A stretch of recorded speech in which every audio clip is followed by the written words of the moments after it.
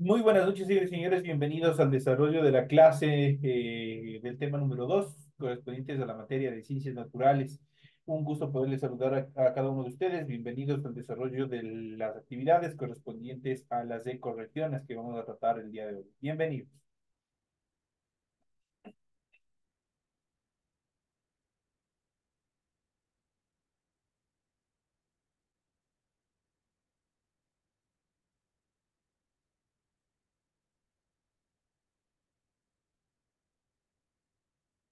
Iniciamos el desarrollo de las actividades y de forma inmediata vamos a presentar el material correspondiente al material de apoyo que ustedes tienen en su aula virtual y vamos a ir analizando los temas que tenemos planteados, planificados para la presente semana y vamos a hablar sobre los ciclos de la naturaleza y sus cambios y sobre todo vamos a ver sobre el subtema las ecorregiones, cuáles son las características. En la segunda etapa de nuestra clase vamos a ver con la conceptualización técnica de qué son las ecorregiones. Ecorregión es un término relativamente nuevo que ha sido empleado para definir áreas geográficas relativamente extensas, tanto en tierra como en el agua, las cuales poseen características similares a nivel de su morfología, sus comunidades naturales y las condiciones medioambientales. Las ecorregiones son unidades más pequeñas que los biomas y más grandes que los ecosistemas. Es la característica en función de su tamaño. Las ecorregiones fueron creadas por una organización llamada WWF, que es el Fondo Mundial para la Naturaleza, como una herramienta de conservación de esta. En cuanto a las ecorregiones en nuestro país, en el Ecuador, en el Ecuador se han identificado varias ecorregiones, tanto terrestres como marinas. Entre las más importantes, vamos a ver cuáles son y vamos a ir describiendo a continuación. Primero tenemos el bosque húmedo del occidente ecuatoriano. Se encuentra al noroccidente del Ecuador, en las tierras bajas de las provincias correspondientes a Esmeraldas, Imbabura, Carchi y una parte de Manabí. Esta ecorregión ha sido anexada a la ecorregión Chocó-Darién del Pacífico colombiano y parte de Panamá. Ahí tenemos la ubicación exacta. En cuanto a los manglares de Esmeraldas y del Pacífico colombiano, se encuentran en las costas del norte de Ecuador y también de Colombia, en las zonas de estuarios que corresponden a las desembocaduras de los ríos más importantes. Estos manglares crecen en aguas de temperaturas relativamente calientes, influenciados por la corriente del Niño o también la de Panamá. Obviamente, en clases anteriores nosotros ya habíamos analizado y hemos visto la importancia que tiene justamente los manglares en relación a la biodiversidad de flora y fauna. En este tipo de regiones, obviamente es donde existe un alto número en cuanto a especies de flora y fauna. Por ende, son de estructuras naturales sumamente importantes para el mantenimiento y el equilibrio dentro de la naturaleza. En cuanto a los manglares del Golfo de Guayaquil y de Tumbes, se encuentran en las costas del sur del Ecuador y norte del Perú, en las zonas de estuarios correspondientes a los grandes ríos como el Guayas, crecen en aguas relativamente frías influenciadas por la corriente de Humboldt. En cuanto a los bosques secos del Ecuador, se distribuyen en la costa del sur del Ecuador y son una extensión de los ambientes secos de Perú, que son los bosques secos de Tumbes y Piura. Tienen relación con las corrientes frías de Humboldt, la cual evita que se produzcan copiosas lluvias dentro de estas zonas y por ende, obviamente, la característica en relación a su vegetación. En cuanto a los herbazales inundados del río Guayas, son grandes extensiones de pastizales que se inundan según las diferentes estaciones debido a la creciente, especialmente del río Guayas. Siempre se mantienen, obviamente, con características de pantanos húmedos. En cuanto a los bosques montanos de los Andes noroccidentales, corresponden a las estivaciones o a las estribaciones occidentales de las cordilleras de los Andes de Ecuador y también de Colombia. Se encuentran aproximadamente sobre los 1000 metros de altura sobre el nivel del mar. En cuanto a los páramos de los Andes del norte, corresponde a las zonas altoandina, caracterizada por vegetación generalmente de pajonal o herbazales. que crece sobre los 3.300 metros sobre el nivel del mar. Se encuentra en Ecuador, Colombia y también en Venezuela. En cuanto a los bosques montanos de la Cordillera Real, se encuentran en las vertientes amazónicas de la Cordillera de los Andes, desde una altura aproximada de los 1.000 metros sobre el nivel del mar hasta el límite del bosque con la zona de páramo. Se distribuyen en lo que es los territorios de Ecuador, Colombia y también Perú. En cuanto a los bosques húmedos del Napo, corresponden a la selva amazónica de las tierras bajas. Se encuentra desde el sur de Colombia hasta el norte del Perú. Esas son las extensiones de estas unidades ecológicas. En cuanto al Pacífico tropical este, es una ecorregión marina que abarca casi toda la costa del Ecuador. Corresponde a la influencia de las aguas cálidas del norte, tales como las corrientes de Panamá o del Niño, y las aguas de mezcla entre esta y la corriente fría de Humboldt. Por tanto, se extiende al menos hasta la provincia de Manabí. En relación al Pacífico Sudeste, esta ecorregión marina se extiende desde el sur del Ecuador, esto es la provincia del Oro, y parte del Guayas hasta Chile. Está influenciada por las aguas frías justamente de la corriente de Humboldt. Y tenemos por último a continuación Galápagos, también es considerada una ecorregión marina, pero en ciertos casos está dividida en tres ecorregiones diferentes, las cuales tienen relación con las diversas corrientes marinas que le afectan. De esta manera se reconocen diferencias entre las islas del oeste, las islas del este y las islas que se encuentran en el norte. Cada una tiene su peculiaridad y su forma única. En cuanto al corredor de conservación Chocó-Darién, como se mencionó anteriormente, esta zona geográfica corresponde a la unión de varias corrientes terrestres. Dentro de ellas vamos a mencionar cómo está constituido. Por ejemplo, el bosque húmedo del occidente ecuatoriano, lo que corresponde a Ecuador y también parte de Colombia. Chocó Darién, Colombia y Panamá. Bosques montanos de los Andes noroccidentales, Ecuador y Colombia. Bosques húmedos del Magdalena, esto es en Colombia, bosques húmedos del Istmo, esto es en Colombia y Panamá, y los manglares de Esmeraldas y del Pacífico colombiano, lo que corresponde a los territorios de Ecuador y también de Perú, perdón, de Colombia. Corresponde principalmente a los bosques húmedos o lluviosos tropicales y montanos que se encuentran al occidente de los Andes, desde el norte del Ecuador hasta el Canal de Panamá, cruzando por toda la región pacífica colombiana.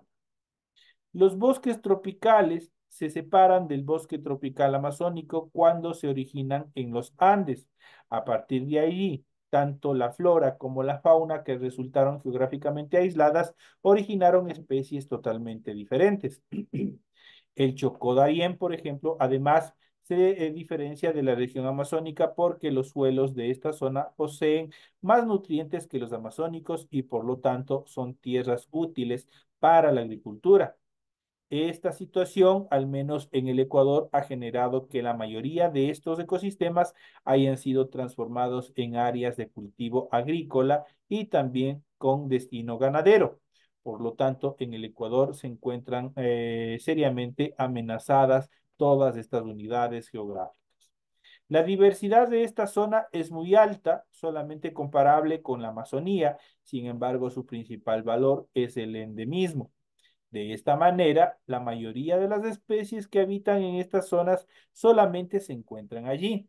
Entre los principales grupos de animales y plantas de esta región destacan las lagartijas arborícolas, el género Anolis y las orquídeas. Sin embargo, a nivel de especies, son importantes el tapir de la costa, el mono aullador negro, el mono capuchino, el oso hormiguero o tamandú de chaleco, la guatusa de la costa, la tortuga mordedora, el cocodrilo del Pacífico, el sapo blomberg, uno de los sapos más grandes del planeta, varias especies de aves, reptiles, anfibios e invertebrados. Por eso estas unidades ecológicas, como les había dicho anteriormente, son las más grandes en cuanto a la biodiversidad relacionados a flora y fauna. Por eso es importante y el Estado obviamente tiene una legislación justamente para proteger todos estos sectores de la destrucción del hombre.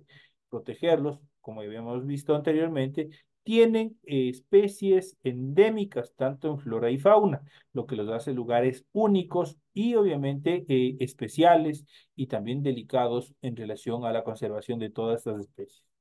La presión por conservar esta zona en el Ecuador ha sido atenuada por varias acciones de conservación, entre ellas la creación de varias áreas protegidas estatales como la Reserva Ecológica Cotacachi-Cayapas, la Reserva Ecológica Cayapas-Mataje y la Reserva Ecológica Mache-Chindul.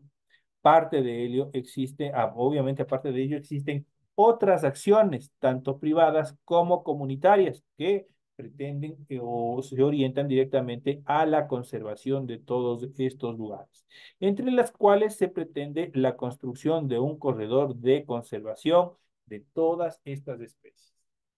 La superficie total del Ecuador es de 250.370 metros cuadrados, de los cuales el 98,2% corresponde al área continental.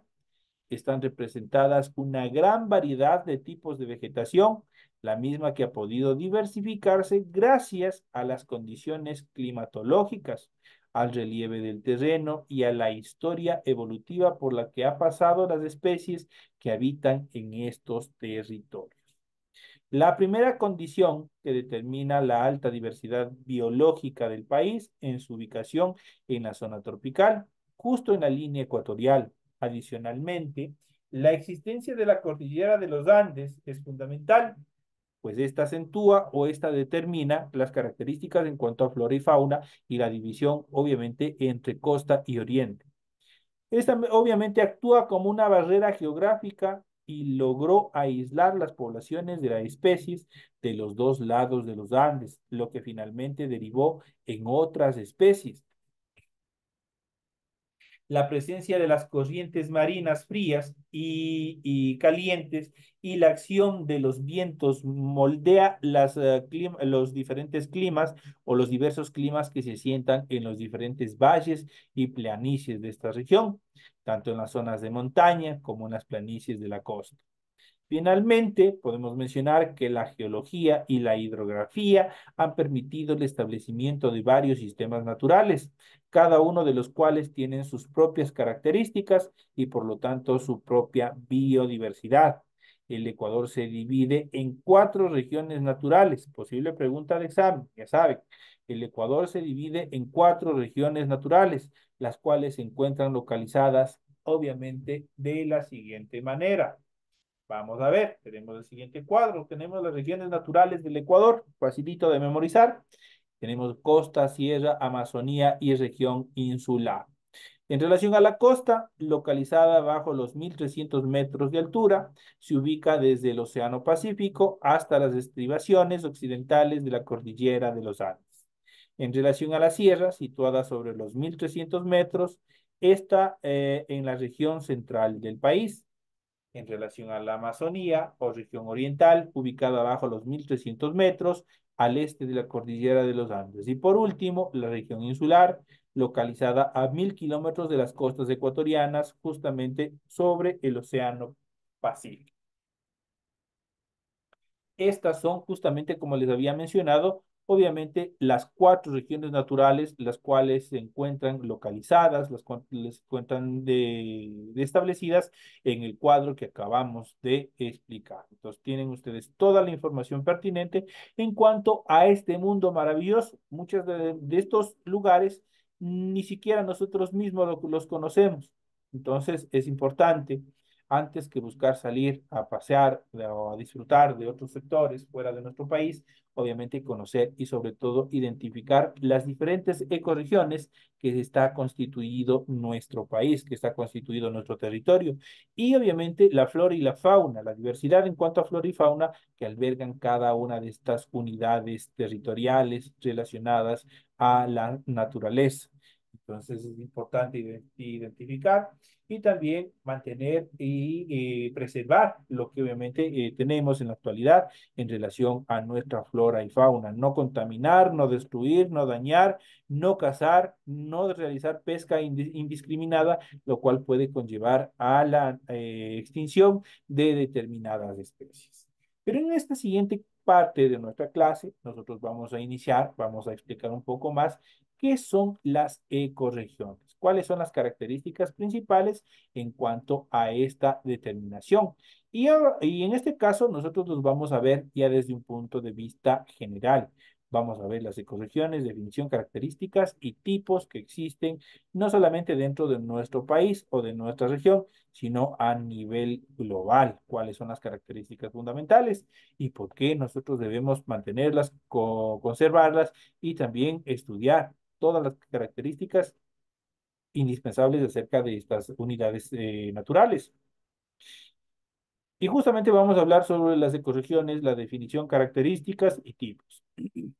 La biodiversidad no se extiende de manera uniforme a lo largo de la superficie terrestre. ¿Qué es la biodiversidad? La biodiversidad corresponde a la cantidad de especies diferentes, obviamente en relación a flora y fauna. Sigue, obviamente, en relación a esta biodiversidad, sigue una serie de complejos patrones determinados por el clima, la geografía o la geología y la historia evolutiva de nuestro planeta. Se trata de las ecorregiones, un concepto geográfico muy interesante que habla justamente o se relaciona directamente con la biodiversidad.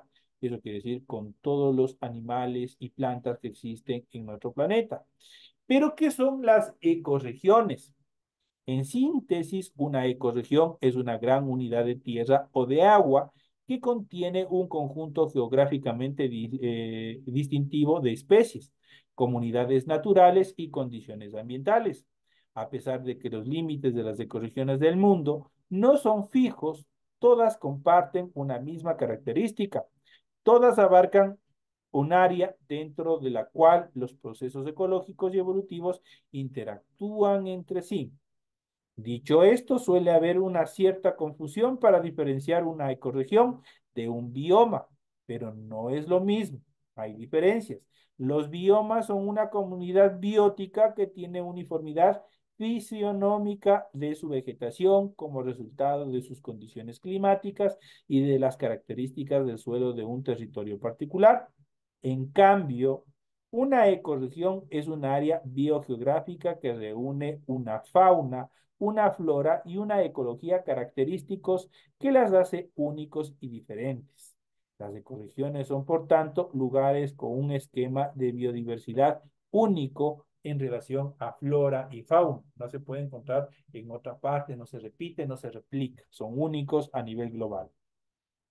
Dentro de estas características existen tres grandes grupos. Las ecorregiones pueden ser terrestres, pueden ser de agua dulce y también pueden ser marinas. Ya saben que el agua marina es salada. Y en su conjunto suman un total de 26. Para establecer cada uno de ellos se lleva a cabo una serie de análisis regionales de la biodiversidad de todos los continentes y océanos a nivel global. Asimismo, todos ellos deben cumplir con una serie de requisitos o características que vamos a ver también a continuación. Una ecorregión es en definitiva un ejemplo sobresaliente de cada tipo de hábitat terrestre, o también puede ser de agua dulce y también de agua marina. Los 26 principales describen diferentes áreas del mundo que comparten condiciones ambientales, estructurales del hábitat y patrones de complejidad biológicas similares. Además, deben contener adaptaciones similares para todas sus comunidades de especies. Para representar la biodiversidad única de continentes y océanos, cada tipo de hábitat principal se subdivide en 7 reinos biogeográficos, los cuales vamos a describir a continuación. Y tenemos el primero, el afrotropical, el segundo, el australasia, el indomalaya, el neártico, el neotropical, Oceanía y Paleártica. Esos son los 7 reinos biogeográficos obviamente que en los cuales están representados la biodiversidad de cada uno de los continentes y también de los océanos. Dentro de estos reinos biogeográficos se identifican las ecorregiones que representan los ejemplos más distintivos de la biodiversidad para cada tipo de hábitat. Pero la biodiversidad no es el único elemento que hace únicos a estas regiones. De hecho, las ecorregiones de las que hablamos dan lugar a algunos de los parajes naturales más bonitos que alberga nuestro planeta. Y aquí nosotros podemos ver una imagen, podemos ver una postal natural en las cuales nosotros podemos ver unas cascadas, podemos ver en relación a vegetación bastante espesa, la cual obviamente abarca biodiversidad en cuanto a flora y también a fauna. Y aquí se convergen tanto bioregiones en relación al agua como también a la parte terrestre. En cuanto a los criterios de definición de las ecorregiones, vamos a ver cuáles son las características más fundamentales. Para delimitar qué es una ecorregión, se siguen los siguientes parámetros para poderlos identificar. Primero, la riqueza de especies que contiene un hábitat en particular. Luego, en segundo lugar, tenemos que hablar del endemismo. Conocemos como endemismo la distribución de una especie está establecida por un determinado ámbito geográfico reducido. Además, el endemismo requiere que dicha especie no se encuentre en forma natural en ninguna otra parte del mundo, sino solo en esa región. Por eso, cuando se identifica que una especie es endémica de una región, solo es posible encontrarla de forma natural en ese lugar determinado. Entonces, ahí ustedes tienen una mejor explicación en cuanto al endemismo la mayor o menor unidad taxonómica, esto es la clasificación de los seres vivos según sus características morfológicas, funcionales y su línea evolutiva de las diferentes especies que conforman una ecorregión particular. Los fenómenos ecológicos o evolutivos extraordinarios que se dan en esta zona no pueden ser localizados en ninguna otra parte del planeta. Por eso son con la característica de únicos y diferentes en cuanto a las ecorregiones. Si se cumplen los cuatro parámetros anteriores establecidos de un hábitat, este posee una singularidad con respecto a otros. Esto la convierte en una ecorregión única, aunque puede darse el caso de que algunas compartan algún elemento común. No obstante, las ecorregiones con elementos compartidos seguirán siendo consideradas ecorregiones diferentes. En cuanto a las 26 ecorregiones del mundo, vamos a ver a continuación cuáles son las características más importantes. En esta última parte veremos cómo se dividen las 26 ecorregiones a nivel de nuestro planeta, según el Foro Mundial de la Naturaleza, cómo los ha dividido.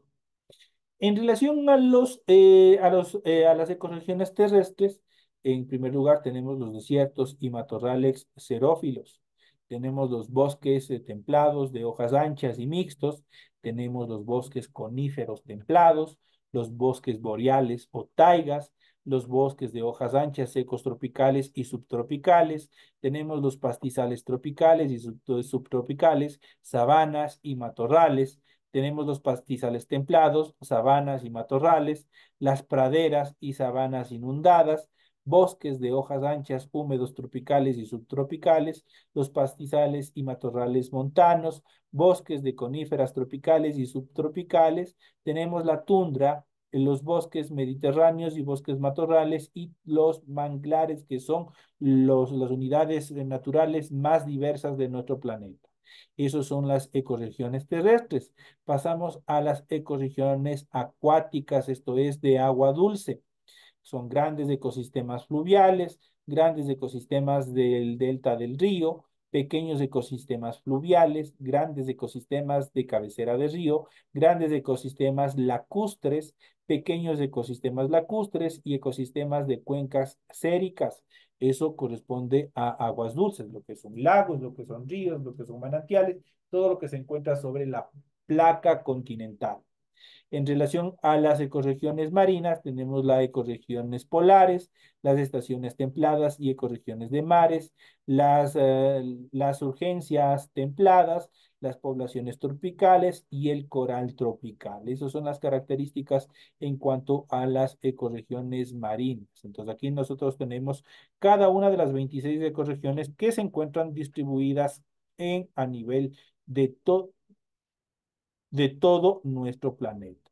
Esas son las ecorregiones en cuanto a la definición, características y tipos de los que nosotros hemos ido viendo y analizando en relación a este tema. Es importante conocer, como ya les había dicho, es importante identificarlos, conocerlos, pues estos lugares son únicos y diferentes, mantienen sus características y estructuras únicas en relación a todos estos procesos, a todos estos lugares en referencia a flora y fauna.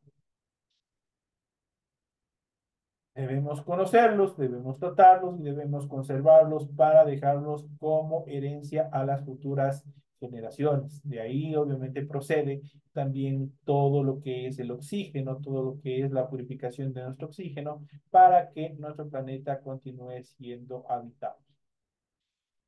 Señores y señores, de esta parte estamos ya llegando al final del proceso educativo. Ha sido un gusto haber compartido con ustedes el desarrollo de la presente clase. Espero que haya sido de bastante utilidad. De hecho, es importante conocer este tema en relación a qué es lo que a nosotros nos rodea, por qué existe tal planta, por qué existe tal animal, cuáles son las características, por qué en relación a temperatura, en relación a geografía, por qué se dan cambios en relación a flora y fauna de acuerdo al nivel de altura de los terrenos, obviamente en relación a nuestro territorio y también, obviamente, a relación global. Es importante conocer cada uno de estos sectores. Señores y señores, de esta parte llegamos al final de la presente clase. Ha sido un gusto haber compartido con ustedes. Tienen todo el material pertinente para que sigan estudiando, sigan repasando, obviamente para que se sigan preparando, ya no solo para la parte final de esta unidad, ni de la unidad 5 sino también recuerden que todos estos temas obviamente estarán constituidos en la prueba principal o final que se les aproxima ya al final de la unidad número 5 y que en base a todo lo que hemos venido estudiando durante las 5 unidades se construirá el bloque de 10 preguntas que ustedes van a tener que resolver como examen principal. Así que por favor, ya se les va anticipando, ustedes ya van conociendo qué es lo que tienen que hacer para que obviamente puedan obtener una excelente nota y avanzar al siguiente nivel. Señores y señores, una feliz noche, un fuerte abrazo, que descansen y nos estaremos viendo hasta la próxima clase.